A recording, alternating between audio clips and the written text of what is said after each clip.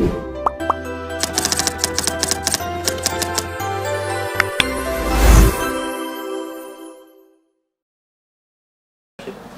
sejahtera dan salam multikultur.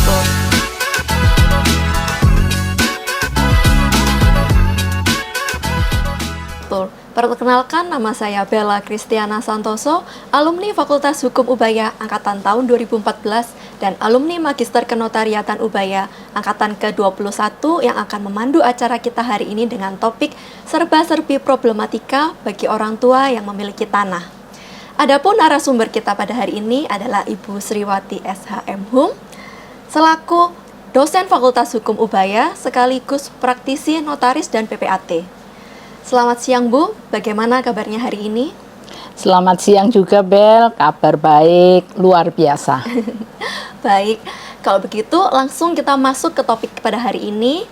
Menurut pendapat Ibu, bagaimana hubungan antara orang tua dan anak dalam kaitannya orang tua memiliki harta berupa tanah? Baik, jadi kalau kita berbicara hubungan antara orang tua dengan anak, pada umumnya orang tua di Indonesia ini selalu berprinsip bekerja keras, mengumpulkan harta termasuk tanah, itu nantinya adalah diperuntukkan bagi anak-anaknya. Dengan kata lain, orang tua di Indonesia kebanyakan menginginkan anak-anaknya kelak akan mempunyai masa depan yang lebih baik dari orang tuanya. Untuk itulah orang tua bekerja keras mengumpulkan sebanyak-banyaknya harta. Bahkan berdasarkan hasil survei yang pernah saya baca, dikatakan bahwa orang tua di Indonesia itu mempunyai 4 ciri, yaitu yang pertama bahwa orang tua di Indonesia mempunyai ciri pengorbanan pribadi, artinya orang tua mengorbankan waktunya, tenaganya, bahkan kepentingan pribadinya demi kesejahteraan dan kebahagiaan anak-anaknya. Yang kedua, bahwa orang tua di Indonesia ingin menjadi teladan, artinya mereka bekerja keras dengan harapan anaknya bisa meneladani orang tuanya untuk juga nantinya menjadi pribadi yang bertanggung jawab dan mandiri. Kemudian juga ciri yang lain adalah harapan masa depan. Artinya orang tua di Indonesia pada umumnya bekerja keras membiayai, mensejahterakan anak dengan harapan bahwa kelak anak ini akan mempunyai pendidikan yang lebih baik dari orang tuanya dan dengan demikian akan mempunyai masa depan yang lebih baik. Dan ciri yang keempat adalah pembentukan karakter, artinya ketika orang tua bekerja keras tidak hanya mengorbankan materi tetapi sesungguhnya harapannya adalah nantinya anak ini akan mempunyai pribadi yang kuat, mandiri, penuh syukur dan memotivasi anak untuk meneladani orang tuanya tadi. Nah, dari budaya orang tua yang seperti ini sangat menyayangi anak, memberikan seluruh hartanya termasuk tanahnya untuk anak-anaknya, tentu tidak ada yang salah dengan prinsip atau budaya seperti ini. Tetapi di dalam praktek ternyata ketika kemudian orang tua memberikan hartanya, memberikan tanahnya seluruhnya untuk anak, tidak berarti kemudian tidak ada masalah di dalam hubungan antara orang tua dengan anak. Padahal saya kira selama ini kalau orang tua memiliki banyak tanah, tentu hidupnya akan cenderung bebas dari masalah. Namun ternyata tidak selalu demikian ya Bu ya. Kira-kira apa dampaknya jika orang tua memberikan seluruh hartanya yang berupa tanah tersebut kepada anaknya? Ya, jadi kita ambil contoh saja persoalan. Ada orang tua yang memiliki harta berupa tanah dan di atasnya berdiri rumah dan dia mempunyai 1 orang anak kandung laki-laki. Nah, karena dia merasa ini adalah anak satu-satunya dan dia memiliki harta, maka harta itu diberikan kepada anak kandung laki-laki ini. Nah, kemudian si anak ini menikah dan mempunyai anak dan mereka tinggal bersama orang tua, anak dan menantu ini serta cucu-cucunya.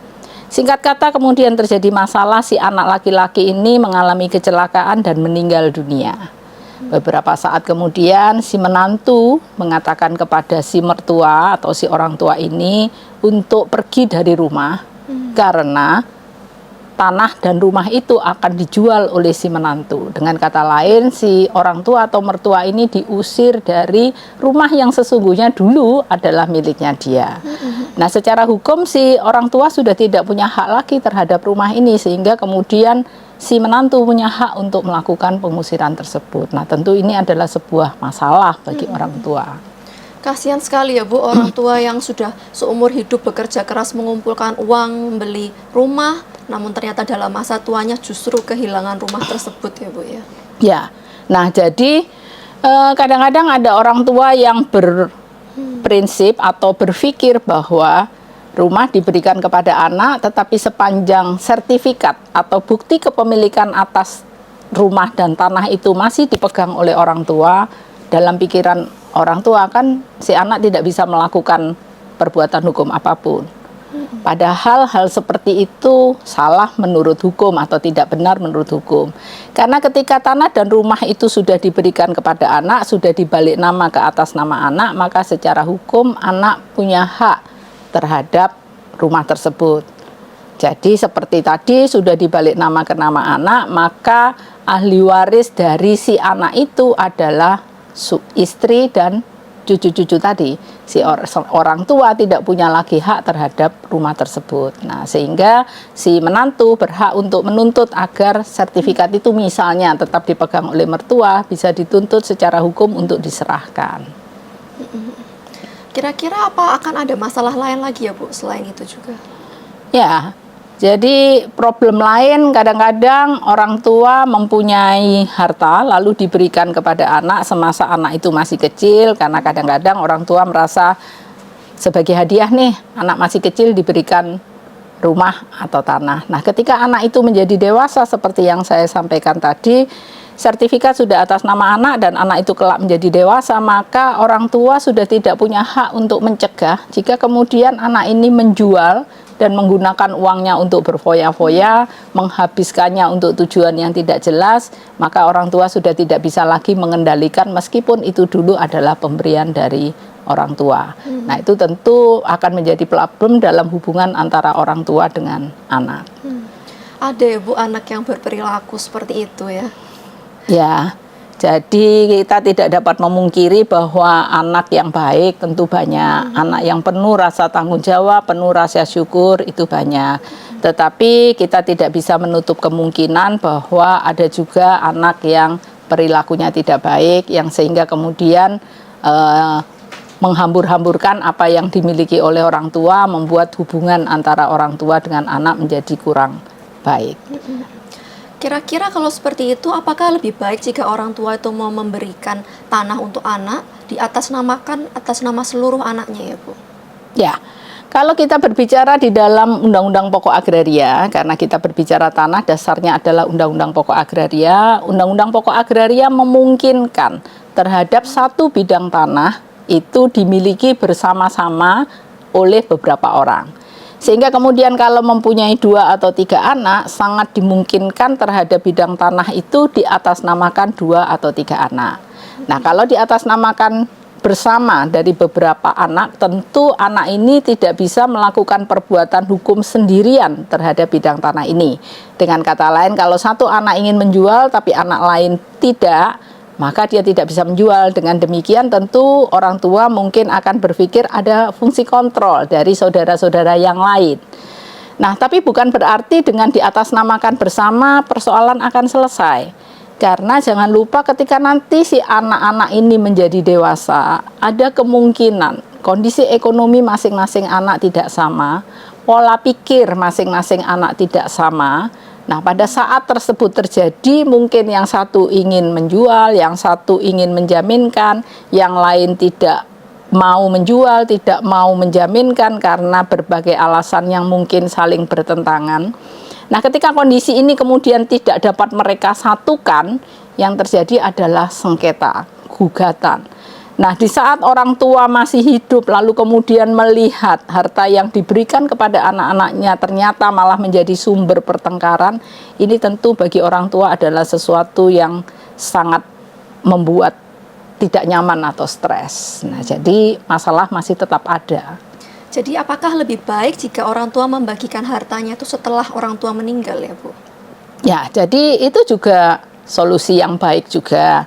Ketika orang tua mempunyai harta, maka sesungguhnya menurut ketentuan hukum, karena kita ini punya beberapa hukum waris di Indonesia, ada hukum waris Islam, ada hukum waris adat, ada hukum waris BW, tapi pada intinya semua mengatakan bahwa anak, suami atau istri dan anak adalah ahli waris. Nah, sehingga ketika orang tua meninggal tetapi di saat hidup tidak membagi harta itu, maka secara hukum, demi hukum otomatis kelak ketika orang tua seluruh hartanya akan jatuh kepada seluruh anak-anaknya. Tetapi tentunya pembagiannya adalah sesuai ketentuan hukum. Dan hukum hanya membagi mengenai bagiannya saja, bukan membagi menurut jenis hartanya. Jadi misalnya punya 10 rumah, ya hukum hanya mengatakan kalau anaknya 2 masing-masing setengah. Tapi rumah yang mana hukum tidak menentukan, yang penting bagiannya setengah-setengah. Nah, ini juga bukan berarti tidak menimbulkan persoalan hukum. Karena apa? Karena ternyata di dalam prakteknya bisa muncul persoalan si anak masing-masing kepingin harta yang rumah itu. Karena rumah itu ternyata letaknya lebih strategis. Rumah itu ternyata lebih luas atau rumah itu lebih baik dan banyak faktor. Sehingga kemudian masih bisa terjadi mereka tetap berebut. Bahwa saya menghendaki yang ini, tapi yang lain juga maunya yang ini, tidak mau yang itu, dan seterusnya. Nah, tentu kalau terjadi seperti ini dan mereka tidak bisa menyelesaikan secara intern, jalan keluarnya adalah saling menggugat. Nah, ketika saling menggugat, tentu itu akan bertentangan atau berlawanan dengan tujuan orang tua. Orang tua mestinya kan meninggalkan harta itu agar anak tadi mempunyai kehidupan yang lebih nyaman, tetapi ternyata malah saling gugat-menggugat dan terjadi persoalan di antara mereka. Nah, jadi kesimpulannya itu apapun pilihannya tetap akan berpotensi menimbulkan masalah ya Bu ya. Ya, jadi kadang-kadang kalau kita bicara hukum, hukum ini tidak bisa menentukan mana yang baik dan mana yang buruk. Hukum hanya menentukan ini yang benar dan ini yang salah menurut aturan hukum. Nah, sehingga tidak bisa diambil pilihan mana yang harus dilakukan. Contoh lain ada juga orang tua yang karena dia khawatir nih kalau seluruh hartanya diberitahukan kepada anak, jangan-jangan anak ini nanti tadi seperti tadi akan berfoya-foya, tidak bertanggung jawab dan seterusnya. Maka ada orang tua yang kemudian sama sekali tidak pernah mengkomunikasikan harta yang dimiliki itu apa saja dan berada di mana. Nah, persoalan yang terjadi adalah ketika kemudian orang tua ini mulai lanjut usia, ada kemungkinan dia daya ingatnya akan makin lama makin berkurang. Kalau anak tidak tahu harta orang tuanya di mana, ada kemungkinan harta ini menjadi tidak terurus. Secara faktual saya pernah diminta oleh sebuah lembaga perbankan dalam kapasitas saya sebagai notaris untuk membuatkan akta berita acara pembongkaran safe deposit box. Jadi safe deposit box di bank itu biasanya kan untuk menyimpan sertifikat dari seseorang atau harta dari seseorang. Nah, bank meminta saya membuatkan akta berita acara pembongkaran safe deposit box karena bank tidak bisa lagi menghubungi si pemilik. Mungkin pemilik sudah meninggal dan tidak ada juga ahli waris yang tahu bahwa orang tuanya mempunyai safe deposit box di situ. Ketika kemudian dibongkar, ternyata ada SDB itu yang isinya beberapa sertifikat asli, bahkan ada logam mulia emas lantakan, ada perhiasan emas berlian, dan beberapa valuta asing. Nah, tentu kalau seperti itu kan amat disayangkan ini. Orang tua punya banyak harta, tapi anak-anak ahli waris tidak ada yang tahu, sehingga kemudian harta itu menjadi tidak terurus. Nah, ini juga tentu sebuah masalah. Kalau menurut pendapat Ibu, kira-kira apa yang harus dilakukan untuk menghindari masalah seperti itu, Bu? Ya, jadi artinya saran yang bisa saya sampaikan bahwa yang pertama tentu sebagai orang tua menyayangi anak, mengasihi anak itu adalah sebuah kewajiban ya. Di mana tadi dikatakan memang budaya kita seperti itu, tapi perlu saya sampaikan sebagai orang tua menyayangi diri sendiri itu juga perlu. Artinya bahwa ketika orang tua itu mempunyai harta, janganlah harta itu dibagikan seluruhnya sampai habis kepada anak-anaknya. Karena apa? Karena kebebasan finansial, kemandirian finansial orang tua itu juga perlu agar orang tua itu tetap dapat mengurus dirinya sendiri di masa tua. Yang kedua juga bahwa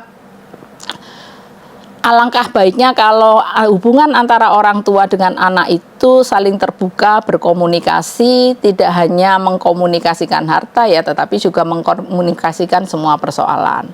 Beritahukanlah kepada anak apa saja yang memang harta yang dimiliki oleh orang tua, yang memang tidak dibagikan saat itu, dan apa sesungguhnya yang dimaui oleh orang tua terhadap harta tersebut. Anak tentu harus diberikan pengertian, tanggung jawab bahwa harta yang akan ditinggalkan itu untuk kesejahteraan mereka, bukan untuk diperebutkan dan kemudian malah menjadi sumber sengketa.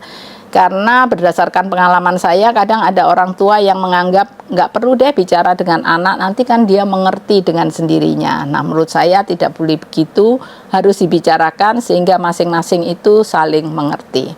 Dan yang ketiga, memang hukum ini tidak bisa memberikan pilihan harus A ataupun harus B. Orang tua harus bisa menilai sendiri bagaimana karakter anak-anaknya.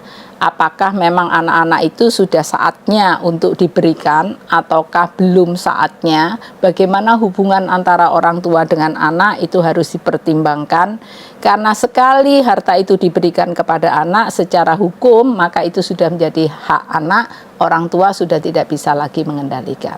Nah, beberapa saran itu yang bisa saya sampaikan, semoga itu bermanfaat. Baik, terima kasih Bu atas sharingnya hari ini. Semoga para orang tua dan anak selalu sehat dan berbahagia. Sampai jumpa.